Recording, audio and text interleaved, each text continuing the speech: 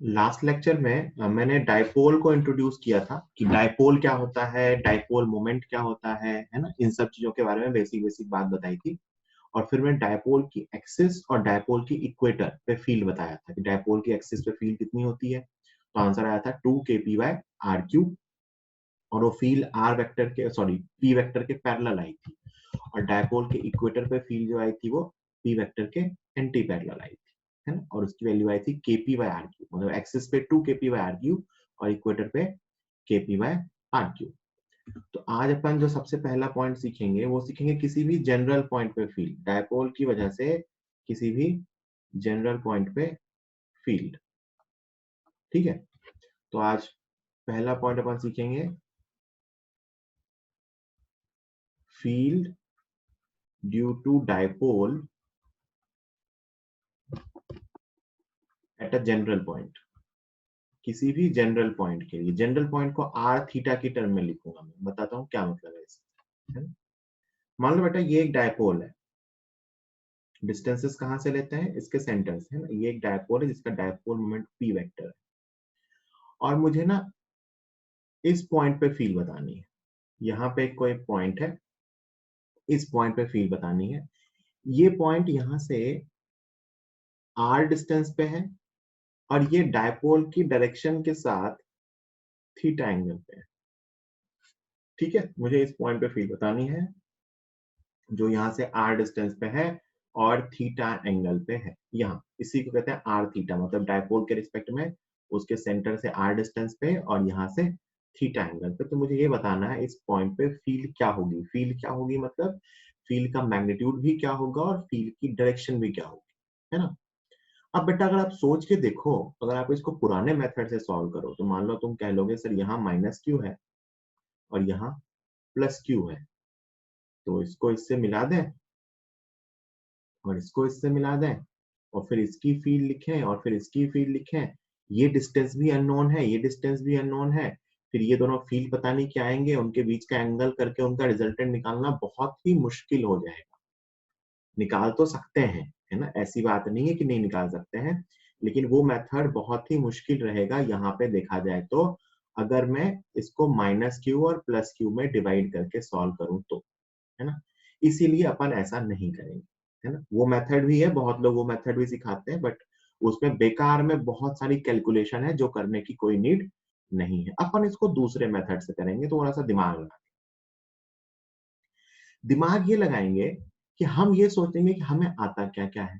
तो हमें आता है एक डायपोल की एक्सिस पे फील्ड बताना और एक डायपोल की इक्वेटर पे फील्ड बताना, है ना। एक्सिस पे फील्ड क्या होती है, एक्सिस पे, तो एक्सिस पे फील्ड की वैल्यू आती है 2kp/r³ और इक्वेटर पे फील्ड क्या आती है, लास्ट लेक्चर में बता दिया है मैंने, kp/r³, है ना। एक्सिस पे उसके पैरेलल, इक्वेटर पे एंटी पैरेलल। तो मैं क्या कहता हूं कि मैं डिस्टेंस को ना करके जो डायपोल मोमेंट है ना बेटा, ये तो वेक्टर है, मैं इसके दो कंपोनेंट कर देता हूं। ये कंपोनेंट अगर ये p है तो ये कंपोनेंट होगा p cos थीटा और ये कंपोनेंट होगा p sin थीटा। मैंने क्या किया, मैंने अपने डायपोल मोमेंट वेक्टर के दो कंपोनेंट कर दिए। क्या किया मैंने, जो मेरा डायपोल मोमेंट वेक्टर था ये वाला p वेक्टर, इसको मैंने कहा कि मैं इसे दो डायपोल के सम के फॉर्म में लिख सकता हूँ, एक p cos थीटा एक p sin थीटा। भाई वेक्टर क्वांटिटी है, कंपोनेंट किए जा सकते हैं। एक किया इस लाइन के along दिस लाइन, एक किया इस लाइन के परपेंडिकुलर। तो ये p का कंपोनेंट p cos थीटा और ये p sin थीटा। अब जो अपना ये पॉइंट a है, मान लेते हैं इस पॉइंट को मैं a कह रहा हूँ, point a is on the axis of, भाई p cos थीटा भी एक डायपोल है, p sin थीटा भी एक डायपोल है। तो point is on the axis of dipole p cos theta. भाई ये पॉइंट जो है इस डायपोल p cos थीटा वाले डायपोल की एक्सिस पे है and on the equator of dipole p sin theta. तो मैंने इससे फायदा क्या हुआ कि जो अपना पॉइंट है वो इस p cos थीटा वाली डायपोल के एक्सिस पे आ गया, r डिस्टेंस पे, सेंटर तो सेम है, और इस p sin थीटा वाले डायपोल के इक्वेटर पे आ गया। तो अब अगर मैं वहां पे फील्ड लिखूं तो आप कहोगे एक्सिस वाले की फील्ड इधर होगी, इसको मैं लिख रहा हूं बेटा ई पैरेलल। ई पैरेलल कहने का मतलब है ये जो लाइन है ना, रेडियल लाइन, इस रेडियल लाइन के पैरेलल, और ये आएगा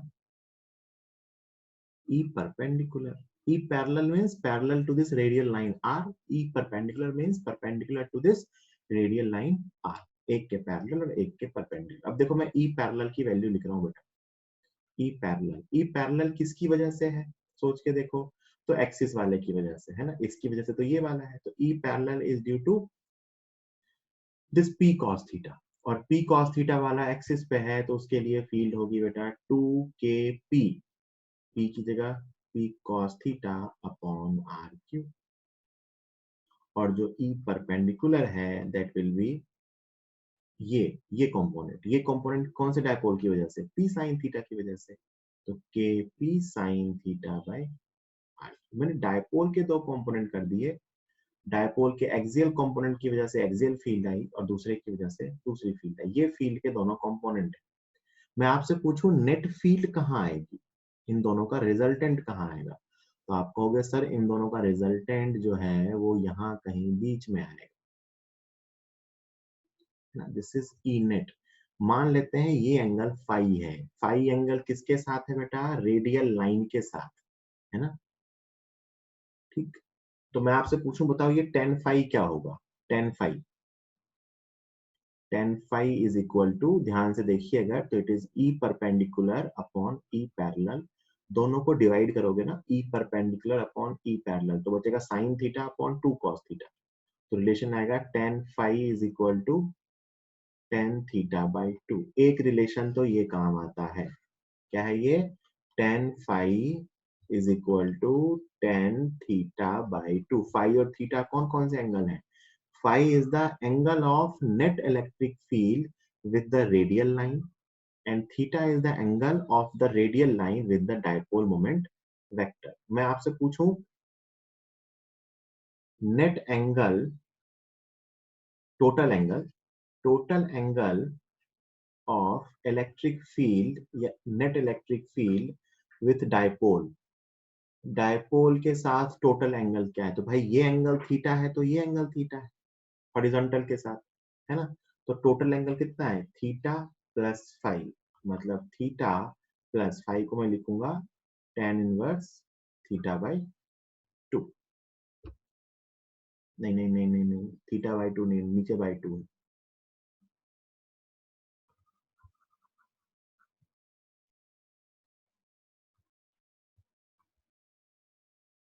फाइव कितना है?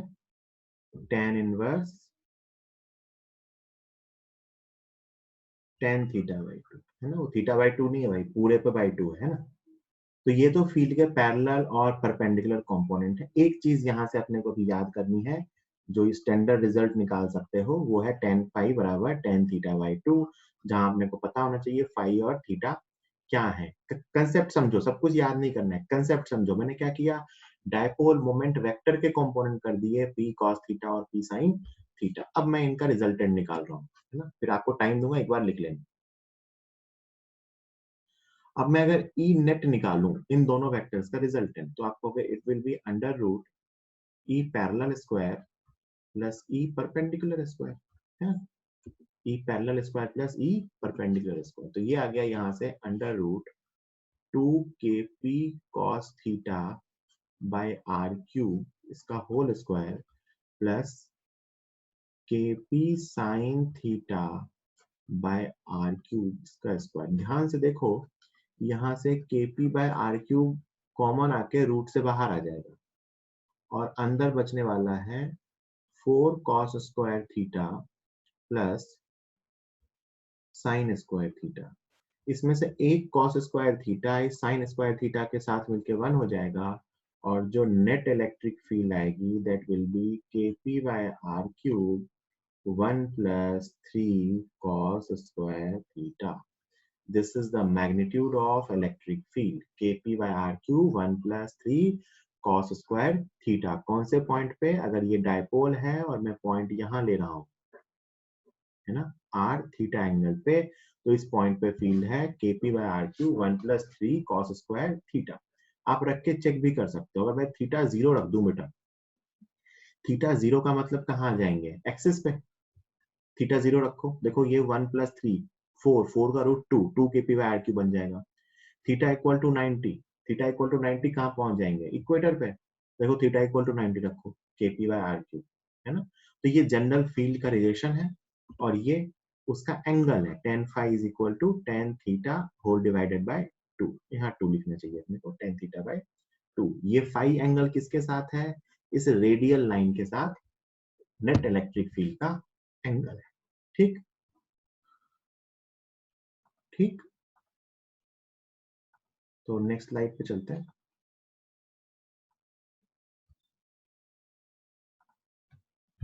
याद से ध्यान रखना मैं पढ़ा क्या रहा हूं अभी, ड्यू टू डायपोल पढ़ा रहा हूं, तो डायपोल सोर्स है। नेक्स्ट है electric potential due to dipole. Dipole की वजह से इलेक्ट्रिक पोटेंशियल कहां कहां निकालेंगे? वैसे ही एक्सिस पे, इक्वेटर पे और फिर एक जनरल पॉइंट पे, है ना। एक्सिस पे निकालेंगे, इक्वेटर पे निकालेंगे और फिर एक जनरल पॉइंट पे। सबसे पहले मैं एक्सिस पे कैलकुलेट कर रहा हूं। ये बहुत ही आसान है। ये मान लो अपना डायपोल है ना। मान लो मुझे इस पॉइंट पे पोटेंशियल बताना है, ठीक है। तो आप जानते हो यहाँ माइनस क्यू रखा हुआ है, यहाँ प्लस क्यू रखा हुआ है। डिस्टेंस मेजर यहाँ से की जाती है, तो ये डिस्टेंस लिख दिया मैंने, है ना। ये अपना वो ए पॉइंट है जहाँ पोटेंशियल बताना है। ये डिस्टेंस स्मॉल ए है, ये डिस्टेंस भी स्मॉल ए है। तो इस चार्ज से डिस्टेंस आ गई अपनी r माइनस ए, और इस चार्ज से अपनी डिस्टेंस आ गई बेटा r प्लस ए, है ना। अब मैं वहां पे पोटेंशियल लिखूं तो आप ध्यान से देखो, पॉजिटिव चार्ज का पोटेंशियल ज्यादा होगा, नेगेटिव चार्ज का पोटेंशियल कम होगा, क्योंकि पॉइंट चार्ज के पोटेंशियल का फॉर्मूला आता है KQ by R। तो जिससे दोनों चार्ज के मैग्नीट्यूड तो इक्वल है, तो जिस चार्ज से डिस्टेंस कम है उसके पोटेंशियल का मैग्नीट्यूड ज्यादा होगा। यही सोच के देखो बेटा, अगर ये पॉइंट मैंने यहां लिया होता तो पोटेंशियल निगेटिव आता, क्योंकि निगेटिव वाले से पास है, और यहां लिया होता तो निगेटिव वाले के पास है और पॉजिटिव वाले के दूर है। मैं एक जनरल फॉर्मूला लिखूंगा cos थीटा की टर्म में आगे, उस पे आप थीटा की वैल्यू रखोगे, अपने आप आंसर सही आएगा, है ना। अभी तो मैं इस पॉइंट पे निकाल रहा हूँ, ए पॉइंट। तो potential at point A is equal to plus charge का potential KQ upon R minus A, plus minus charge का potential K minus Q upon R plus A, है ना। KQ कॉमन आ गया, ये बच गया अपना बेटा 1 upon R minus A minus 1 upon R plus A. इसको सिंप्लीफाई करूंगा मैं नेक्स्ट पेज पे, is equal to KQ, LCM आ गया अपना नीचे R minus A into R plus A, और ऊपर क्या था, यहां आ गया ये R plus A minus R minus ए।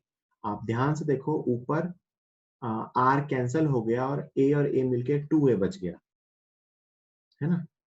ये कितना आ गया 2KQA। यहाँ दिखा आपको, ये R और R कैंसिल हो जाएगा और A माइनस माइनस है तो 2A हो जाएगा, अपॉन नीचे बच गया बेटा R square minus A square, है ना। अभी तक वापस मैंने कोई अप्रोक्सीमेशन यूज नहीं किया है। अब मैं डायपोल का अप्रोक्सीमेशन यूज करूंगा। मैं कहूंगा if R is much much greater than A, तो ये जो R square minus A square है, इसको मैं R स्क्वायर ही लिख सकता हूँ। तो आप कहोगे तो R square minus A square is approximately equal to R square. तो ए पॉइंट का जो पोटेंशियल होगा वो आएगा बेटा 2KQA अपॉन R स्क्वायर। और आप जानते हो कि मैंने जो डायपोल माना था उसकी लेंथ 2a थी, तो dipole moment is Q into 2a। This is dipole moment. Length को 2a माना है ताकि आपको, अगर मैं a भी मान सकता था, तो बस यहाँ सब ना आपको बाय टू लिखना पड़ता है, a by 2 तो थोड़ा कम अच्छा दिखता है। तो इस पूरे को अपन ने क्या कर लिया ना, P मान लिया, so it is Kp by R square. तो जो ए पॉइंट पे डायपोल का पोटेंशियल आया कितना आया, Kp by R square. Axis पे प्लस चार्ज की साइड, माइनस जाते हैं तो यही माइनस में आएगा, मैं वो थीटा वाले फॉर्मूले से प्रूव कर, है ना। अभी मैं एक ही बार बता रहा हूँ, फिर एक साथ लिख लेना। अपन आते हैं इक्वेटर पे, ध्यान से देखना भाई, ये बहुत ही सिंपल है, कुछ है ही नहीं इसमें। क्यों नहीं है देखना, ये डिस्टेंस ए है, ये डिस्टेंस ए है, ये चार्ज माइनस क्यू है, ये चार्ज प्लस क्यू है। इस पॉइंट पे बताओ पोटेंशियल कितना होगा, बी पॉइंट मान लेता हूँ बेटा। इसकी यहां से डिस्टेंस अगर आर है तो इसकी यहां से डिस्टेंस भी आर है। आप अगर सोच के देखो तो पोटेंशियल एट बी, हाँ गुड, बिल्कुल सही कह रहे हो, सही तो कह रहे हो, लेकिन वो स्लाइड कहाँ गई, हाँ ये रहा। Potential at B is equal to K Q by R, positive charge का, minus K Q by R equal to 0। बेटा इसके इक्वेटर पे तुम कोई भी पॉइंट ले लोगे, कोई भी, और मैं तो कहता हूँ पूरा इक्वेटोरियल प्लेन पे तुम कोई भी पॉइंट ले लोगे, पूरे इस प्लेन पे तुम कोई भी पॉइंट ले लोगे, इसके इक्वेटर मतलब इसके परपेंडिकुलर बाइसेक्टर पे, तो उसका पोटेंशियल 0 ही होगा। सो इक्वेटोरियल प्लेन में पोटेंशियल कितना होता है, 0, और हर जगह ही 0 होता है। आप रीजन भी सोच सकते हो, पता है अपन ने देखा था कि इसके इक्वेटर पे फील्ड एंटी पैरेलल होती है, तो ये वो लाइन है और ये फील्ड है, फील्ड जो है वो आर वेक्टर के परपेंडिकुलर है, तो अपन ये भी कह सकते हैं कि it is equatorial plane is, equatorial plane of dipole is equipotential. कैसा है, इक्विपोटेंशियल, और उसका पोटेंशियल है कितना, विथ पोटेंशियल इक्वल टू 0।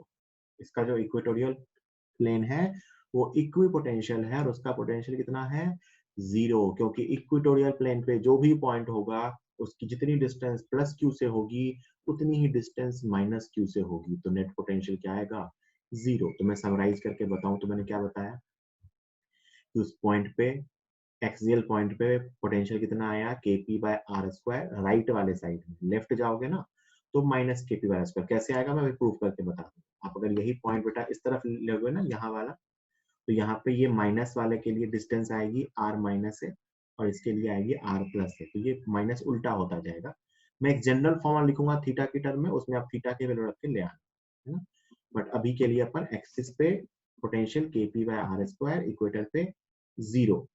अपने को इसको सेपरेटली याद रखने की जरूरत नहीं है, मैं एक जनरल पॉइंट का फॉर्मूला लिखूंगा जिससे दोनों आ जाएंगे बहुत इजीली। इसमें फॉर्मूला थोड़ा मुश्किल बना था पीछे वाले में, उसमें बहुत ही सिंपल बनता है, जल्दी से इसको नोट कीजिए।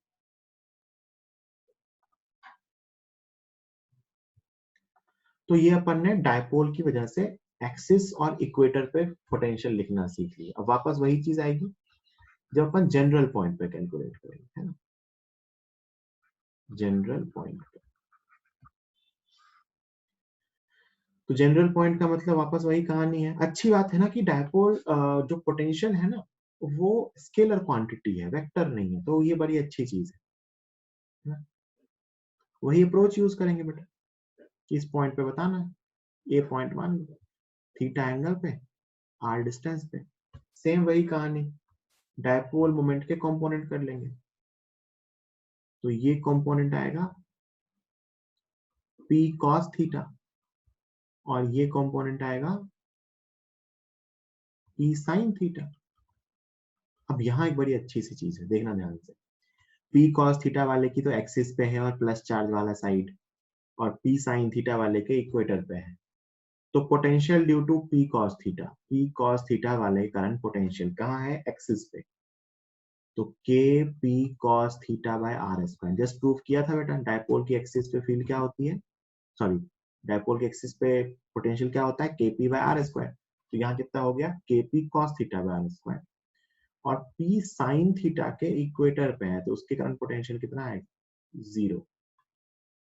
ये वाला जो डायपोल है अपना, ये इस डायपोल के लिए पॉइंट कहाँ है, इक्वेटर पे, तो इसकी वजह से पोटेंशियल क्या आएगा, 0, इसकी वजह से क्या आएगा, Kp cos theta by R square. दोनों वेक्टर क्वांटिटी तो है नहीं, स्केलर क्वांटिटी। तो नेट पोटेंशियल क्या आएगा? तो फॉर्मूला आ गया नेट पोटेंशियल का Kp cos theta by R square, है ना। इसको आप चाहो तो वेक्टर के फॉर्म में और भी लिख सकते हो, ऊपर और नीचे एक आर का मल्टीप्लाई कर दो, तो ऊपर बनेगा Kp r cos थीटा, नीचे बनेगा r cube. So this can also be written as Kp dot r upon r cube.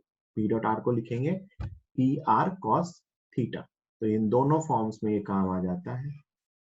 This is the potential due to dipole at any general point. अब आप सोच के देखो बेटा, मैं डिफरेंट डिफरेंट पॉइंट्स के लिए लिखूं, है ना। यहां से मैं पॉइंट्स के नाम दे रहा हूं, ए बी एंड यहाँ पे नाम दे रहा हूं सी, ना, इन 3 पॉइंट्स के। इस ए पॉइंट के लिए थीटा इक्वल टू 0 डिग्री है, क्योंकि थीटा एंगल लेते हैं डायपोल की डायरेक्शन के साथ, है ना। यहाँ के लिए थीटा कितना है? 90 डिग्री। और यहाँ के लिए थीटा कितना है? 180 डिग्री। आप इस फॉर्मूले में थीटा रख के देखो, theta equal to 0, potential at A is equal to Kp by R square. Theta equal to 90, theta 90 रखो, 0, potential at B equal to 0। यहाँ थीटा 180 रखो, तो potential at C equal to minus Kp by R square. होना भी चाहिए, यहाँ minus वाला charge पास था, प्लस वाला चार्ज दूर था। आप ये भी सोच सकते हो कि इस क्वाड्रेंट के अंदर पोटेंशियल पॉजिटिव होगा, इस क्वाड्रेंट के अंदर पोटेंशियल नेगेटिव होगा, फिर इधर पॉजिटिव होगा और इधर नेगेटिव होगा। उसको आप cos थीटा के साइन से भी देख सकते हो, उसको आप चार्जेस की ओरिएंटेशन से भी देख सकते हो कि प्लस चार्ज से दूर है, पास है तो पोटेंशियल पॉजिटिव, माइनस चार्ज से पास है तो पोटेंशियल नेगेटिव। जल्दी लिख लीजिए, 1 मिनट दे रहा हूं।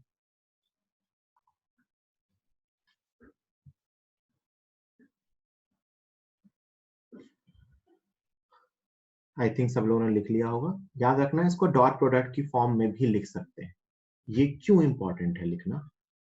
ये इसलिए इंपॉर्टेंट है, कभी मान लो आपसे यही कह दिया कि मान लो डायपोल मोमेंट वेक्टर दिया हुआ है i cap minus 2j cap plus k cap, and find the electric potential at a point 2i cap minus 3j cap plus 2k cap, treating the center of dipole as the origin.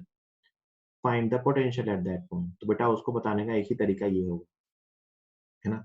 वरना आपको p का mod निकालना होगा, r का mod निकालना होगा, cos theta निकालना होगा। उससे आसान है p डॉट r। तो कभी क्वेश्चन में डायपोल मोमेंट और r दोनों वेक्टर फॉर्म में दिया हो, तो अपन डायरेक्टली इस फॉर्मूले को यूज करेंगे, k p dot r upon r cube. ठीक है, चलिए एक सिंपल सा क्वेश्चन करा रहा हूँ। सिंपल सा तो नहीं है, बट क्वेश्चन अच्छा ही है ना। ये एक डायपोल है,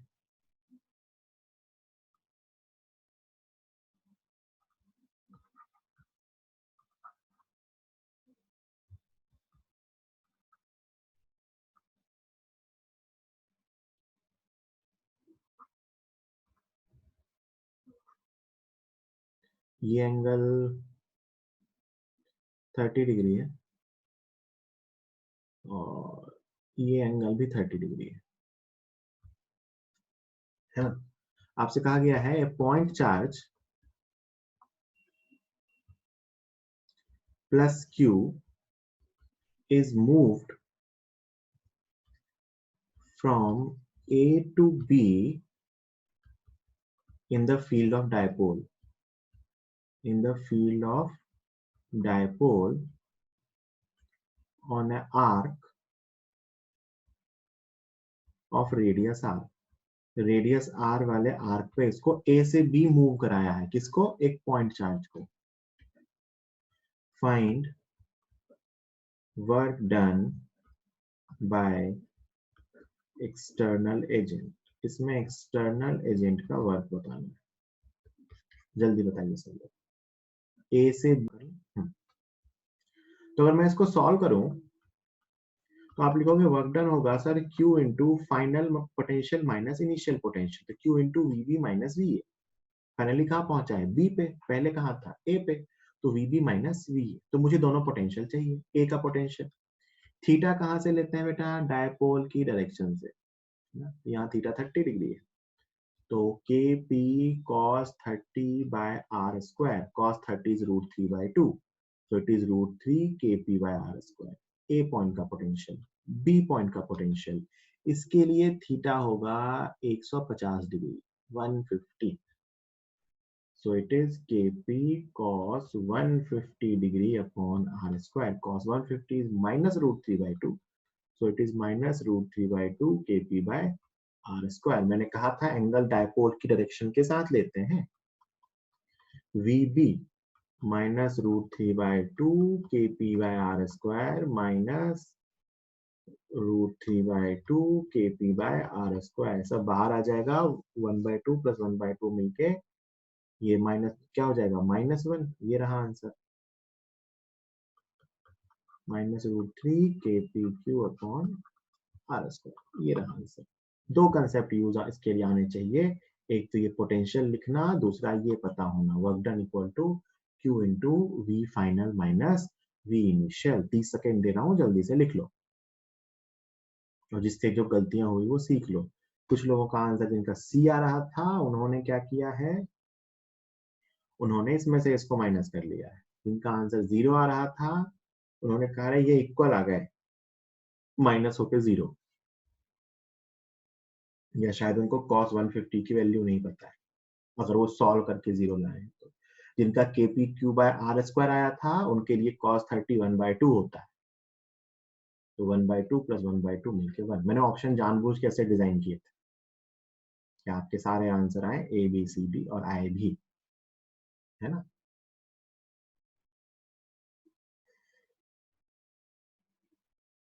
ये मैंने क्या किया था, डायपोल की फील्ड में मैं एक चार्ज को लेके गया था, है ना. मैं एक चार्ज प्लस क्यू को किसकी फील्ड में लेके गया था, डायपोल की फील्ड में, और मैंने वर्क डन कैलकुलेट किया.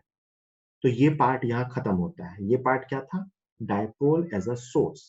अब अगला पार्ट आता है, अगला part is behaviour of dipole in external electric field. So the next part is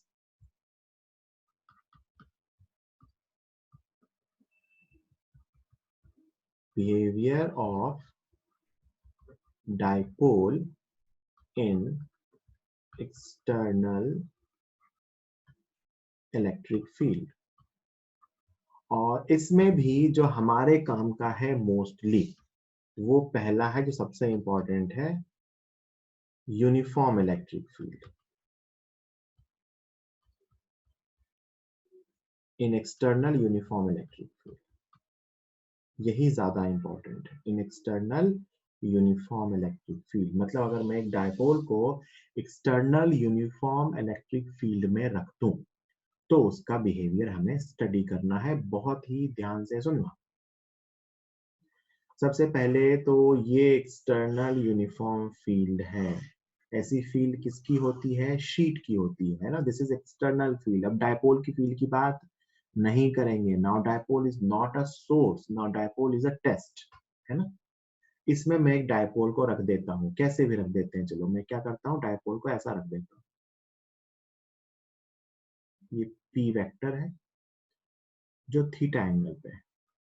यहाँ माइनस क्यू रखा है और यहाँ प्लस क्यू रखा है ना. तो सबसे पहले मैं जानना चाहता हूँ इस डायपोल पे फोर्स कितना लगेगा. तो आंसर है 0. क्यों लगेगा 0, देखना. फील्ड कैसी है बेटा, यूनिफॉर्म. फील्ड कैसी है, यूनिफॉर्म. मैंने हेडिंग भी लगाई है और ड्रॉ भी किया है. प्लस क्यू चार्ज पे फोर्स आएगा आगे, क्यू इंटू, है ना. और माइनस क्यू चार्ज पे फोर्स आएगा पीछे. वापस वैल्यू तो क्यू इंटू ई होगी, माइनस मैंने डायरेक्शन में कंज्यूम कर लिया. तो प्लस क्यू चार्ज पे फोर्स आगे, माइनस क्यू चार्ज पे फोर्स पीछे. ये दोनों फोर्स मैग्नीट्यूड में इक्वल है क्योंकि चार्जेस इक्वल हैं, डायरेक्शन में ऑपोजिट हैं क्योंकि चार्जेस ऑपोजिट हैं. So net force is equal to 0. Net force कितना है, 0. तो अगर एक डायपोल को एक्सटर्नल यूनिफॉर्म इलेक्ट्रिक फील्ड में रख दिया जाए तो नेट फोर्स क्या होगा, 0, है ना. So if a dipole is placed in uniform external electric field, the net force on the dipole is always 0, है ना. Always, always. If electric field is uniform. अगर इलेक्ट्रिक फील्ड यूनिफॉर्म है तो net force हमेशा zero होता है। हाँ बेटा, अगर इलेक्ट्रिक फील्ड यूनिफॉर्म ना हो ना तो ये फोर्स जीरो नहीं होगा। क्यों नहीं होगा सोच के देखो, मैं यही बता दे रहा हूँ। नॉन यूनिफॉर्म इलेक्ट्रिक फील्ड मतलब यहाँ फील्ड कुछ और है, यहाँ फील्ड कुछ और है। तो इस फोर्स का मैग्नीट्यूड कुछ और है, इस फोर्स का मैग्नीट्यूड कुछ और है, या इसकी डायरेक्शन कुछ और है, इसकी डायरेक्शन कुछ और है। तो वो कैंसिल नहीं हो पाएंगे। कैंसिल ये फोर्सेस, ये और ये फोर्स कैंसिल तभी होंगे जब ये एंटी पैरेलल हो और मैग्नीट्यूड में इक्वल हो। तो अगर नॉन यूनिफॉर्म फील्ड है तो उसमें अपन ये नहीं कह सकते कि फोर्स जीरो होगा। हो भी सकता है अगर बाई चांस फील्ड की सिमेट्री वैसी आ गई, but in general force zero उसमें नहीं होता है। So if a dipole is placed in external uniform electric field, the force experienced by dipole is zero, always zero, net force, है ना। ठीक। अच्छा, यहाँ जो भी मैं डायपोल पढ़ा रहा हूँ ना, डायपोल सोर्स से लेके यहाँ तक सब कुछ, ये बहुत इंपॉर्टेंट है क्योंकि जब मैं मैग्नेटिज्म में जाऊंगा ना एमईसी के चैप्टर में, तो वहां मैग्नेटिक डायपोल आएगा। सब कुछ सेम होगा, जब ई की जगह मैं वहां एम लिखूंगा और ई की जगह बी लिखूंगा, है ना, बिल्कुल सेम। मैं वहां बोलूंगा कि मैं डायपोल पढ़ा चुका हूँ, सीधा रिजल्ट लिखूंगा वो। ठीक। लेकिन बेटा क्या है ना कि फोर्स तो जीरो है, लेकिन ये डायपोल पे टॉर्क आएगा। ये डायपोल घूमेगा। क्यों घूमेगा? क्योंकि इस फोर्स का टॉर्क इधर है, इस फोर्स का टॉर्क इधर है। आपको पता नहीं अभी रोटेशन और टॉर्क कितना आता है बेटी। ये दो फोर्सेस कपल कंस्टिट्यूट करते हैं। कपल का मतलब होता है कि वो फोर्सेस मैग्नीट्यूड में इक्वल और डायरेक्शन में ऑपोजिट हो, लेकिन उनकी लाइन ऑफ एक्शन सेम ना हो। कपल का मतलब, मान लो ये रॉड है, इस पे एक फोर्स इधर लगे, एक फोर्स इधर लगे, है ना, एफ और एफ दोनों फोर्स इक्वल। तो आप सोच के देखो, अगर मैं ये फोर्सेस ऐसे लगाऊंगा तो ये रॉड पे नेट फोर्स तो जीरो आएगा। नेट फोर्स ऑफ जीरो मतलब इसके सेंटर ऑफ मास का एक्सेलरेशन नहीं होगा, लेकिन ये घूमेगी। आप सबने नल खोला होगा, है ना, नल टैप जो खोलते हैं अपन, टैप खोलते टाइम अपन यही करते हैं, है ना, कि अपन दोनों साइड से फोर्स लगाते हैं और टैप घूमता है ना। वो फोर्स अगर कपल के कारण ये कोई चीज घूमती है, उस पर नेट फोर्स जीरो होता है ना। इसको ऐसे फोर्सेस को कपल कहते हैं, टॉर्क के कपल्स, फोर्स कपल्स, कि जिनका नेट फोर्स तो जीरो हो, लेकिन वो एक तरह से रोटेशन का इफेक्ट देते हैं, है ना। जल्दी से स्लाइड को लिखिए, फिर मैं अगले स्लाइड पर। तो याद रखना, तेरा हिसाब हो रहा है, मतलब जितने सवाल तू पूछ रही है ना, उतने सवाल मैं भी पूछूंगा टेस्ट में, याद रखियो। चलो, इसका मतलब कि नहीं तू सवाल मत पूछ, पूछा कर। गुड। सच टू, अच्छे क्वेश्चन थे। Such two forces constitute a couple. Couple का मतलब net force equal to zero, but there is torque, but there is torque.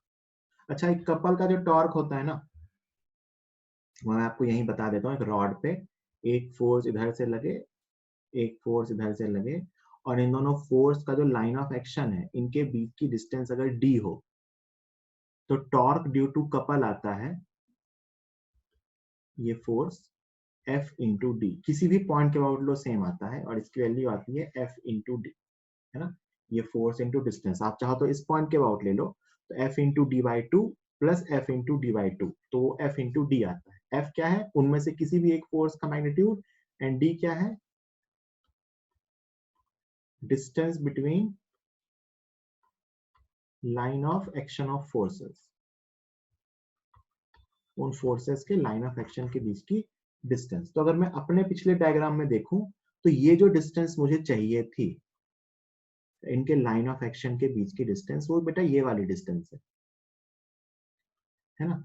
और अगर मैं इस डिस्टेंस को लिखूं इस डायपोल की लेंथ के टर्म में, डायपोल की लेंथ में 2a मान रहा था, तो यहाँ भी 2a ही मानता हूँ। तो ये आएगा 2a cos, तो ये आएगा 2a sin theta, 2a sin theta, जहाँ 2a क्या है? डायपोल की लेंथ, अभी तक यही मान रहा था मैं, तो 2a sin theta.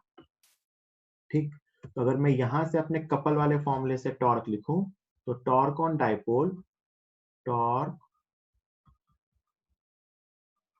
On dipole is equal to, formula क्या था? Force into D. तो फोर्स, फोर्स कितना था? Q into E into D. Distance क्या आई अपनी? 2a sin theta. 2a sin theta. अब बेटा ये जो q और 2a है ना, ये तो मिलकर p बन जाता है, तो टॉर्क इक्वल टू कितना आया, पी साइन थीटा। पी कहां से बन गया, P is equal to Q into 2a। ये मैं बार बार लिख दे रहा हूं, ध्यान रहे। तो torque equal to PE sine theta. Vector form में लिखोगे तो ये टॉर्क बनेगा बेटा पी क्रॉस ई। टॉर्क कितना बनेगा, पी क्रॉस ई। मतलब अगर ये डायपोल, ये इलेक्ट्रिक फील्ड है और इस इलेक्ट्रिक फील्ड में मैंने डायपोल को ऐसा रख दिया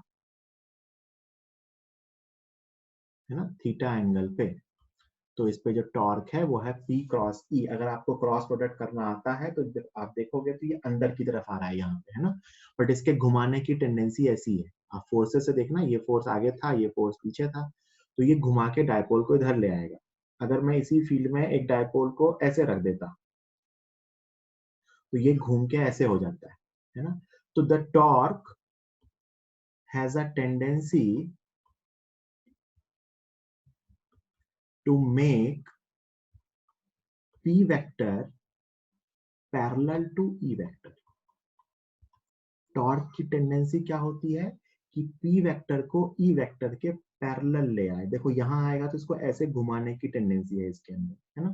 तो डायपोल पे नेट फोर्स 0 है, टॉर्क है कितना है, P साइन थीटा या P क्रॉस E। और इस टॉर्क की टेंडेंसी क्या है, तो टॉर्क की टेंडेंसी है डायपोल मोमेंट वेक्टर को P वेक्टर के E वेक्टर के पैरेलल लाने का। ठीक, अब मैं एक बात और बता रहा हूँ। टॉर्क का फॉर्मूला कितना था, पीई साइन थीटा, और टॉर्क वेक्टर कितना था, पी क्रॉस ई, है ना, वेक्टर फॉर्मूला। अगर मैं लिखूं थीटा इक्वल टू 0 है और थीटा इक्वल टू 180 है, तो इसके लिए टॉर्क 0 होगा। थीटा इक्वल टू 0 है या थीटा इक्वल टू 180 है तो टॉर्क 0 होगा। और अगर थीटा इक्वल टू 90 डिग्री है तो टॉर्क मैक्सिमम होगा, and maximum torque is P into E. Sine theta को 1 रख दो तो maximum torque is P into ई।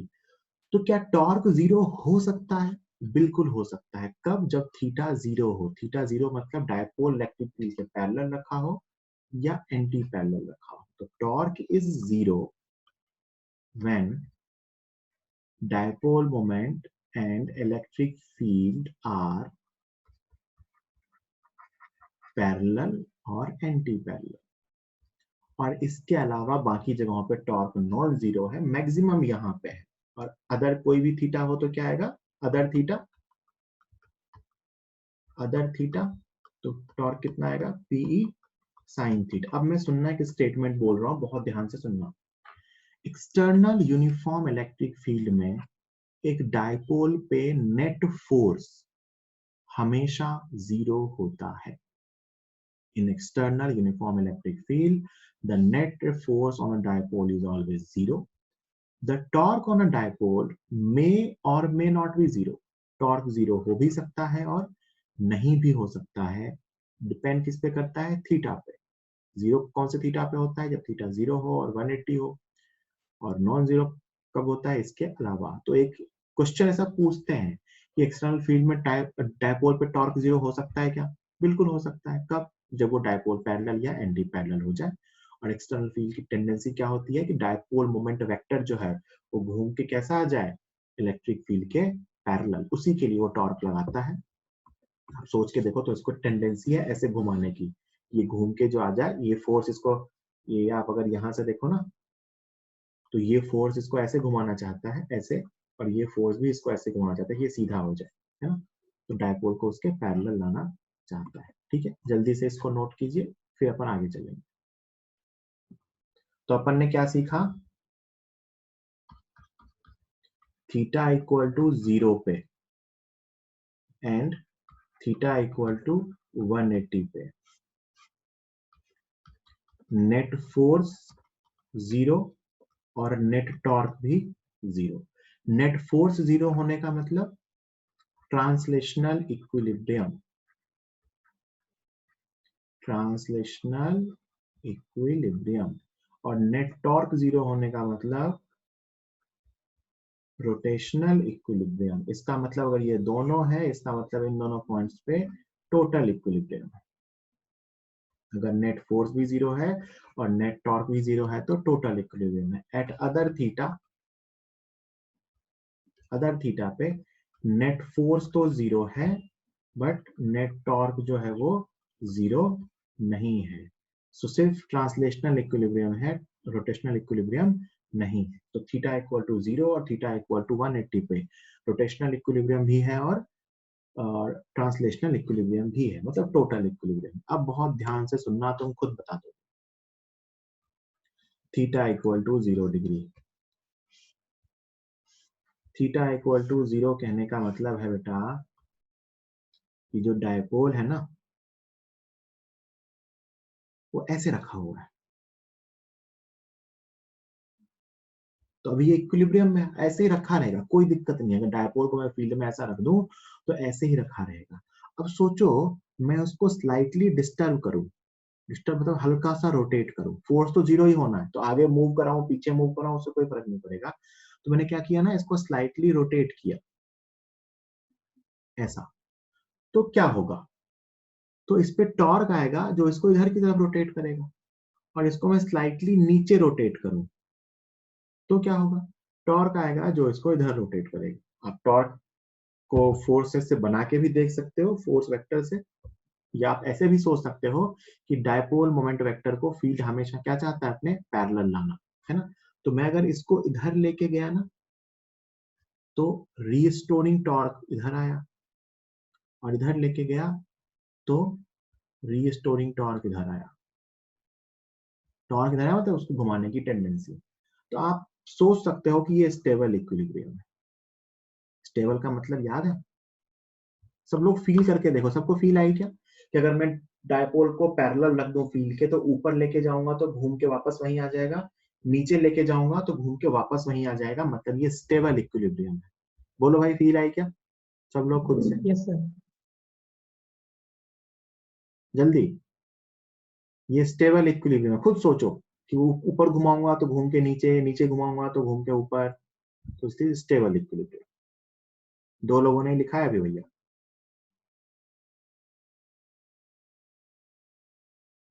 जल्दी सब लोग लिखेंगे। ठीक है, समझ गया। Theta equal to 180 degree, theta equal to 180 पे रख देते हैं भाई। तो थीटा इक्वल टू 180 पे क्या होगा, स्टेबल अनस्टेबल ना फील आनी चाहिए खुद से, तो ही उसका मतलब, वरना टीचर कितना भी समझा लेना कोई मतलब नहीं है।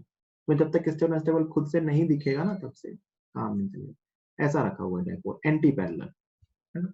अब सोचो मैं इसको हल्का सा इधर रोटेट कर दूं, हाँ बिल्कुल सही, या हल्का सा इधर रोटेट कर दूं, इधर या इधर, है ना।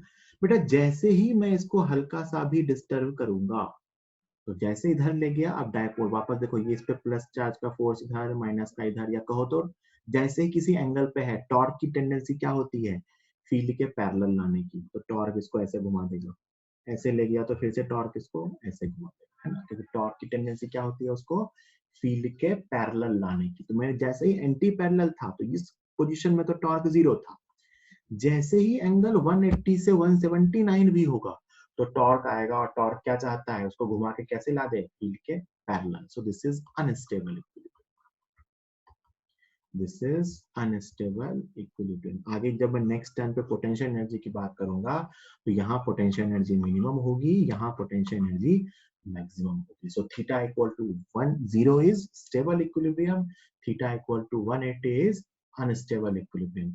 तो बताओ बेटा किस केस में स्मॉल डिस्प्लेसमेंट के लिए एसएचएम करेगा, फर्स्ट या सेकेंड? किस केस में स्मॉल डिस्प्लेसमेंट के लिए एसएचएम करेगा? फर्स्ट में। अपन जानते हैं अगर स्टेबल इक्विलिब्रियम से स्लाइटली डिस्टर्ब किया जाए तो क्या होता है पार्टिकल का, एसएचएम। क्या होता है पार्टिकल का, एसएचएम। वो भी कब, जब F equal to K x आ जाए, या टॉर्क इक्वल टू, टॉर्क भी होता है angular SHM, torque equal to K into theta आ जाए, है ना। तो अपन नेक्स्ट टाइम पे उसी एसएचएम की बात करेंगे। आज के लिए इतना ही काफी है। ठीक, अपन लेक्चर फिनिश कर रहे हैं, ये स्लाइड आप लिख लो।